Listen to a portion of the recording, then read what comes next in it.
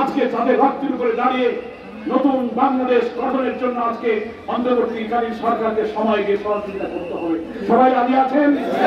নতুন চক্রান্তের ব্যাপারে সাবধান থাকতে হবে, তাড়াহুড়ো করা যাবে না, ব্যস্ত হওয়া যাবে না। 15 বছর যখন ধৈর্য ধরেছি, আমাদের হাজার হাজার মামলা দেওয়া হয়েছে, ব্যবসা বাণিজ্য, দোকান পাট, লেখাপড়া, চাকরি, বাড়িতে ঘুমাতে পারিনি, জেল খেতে খেতে 15 বছরে আমাদের জীবন তছনছ হয়ে গেছে। আমরা সেই কালো দিন আর ফেরত আনতে চাই না। ইনশাআল্লাহ মহান আল্লাহ এই অত্যাচারী শাসকের কালো অধ্যায় পেরিয়ে নতুন মুক্তির এক সূর্য উদয় করেছেন। আমরা সেই সূর্যের আলোকে ভবিষ্যৎ প্রজন্মের জন্য নতুন বাংলাদেশ আমরা গড়বো ইনশাআল্লাহ। এই বাংলাদেশ 5 জন শহীদ হবে সেই গর্বের অংশীদার। আমরা এদের স্মৃতি এবং গর্বকে ধারণ করে বাংলাদেশে চলবো।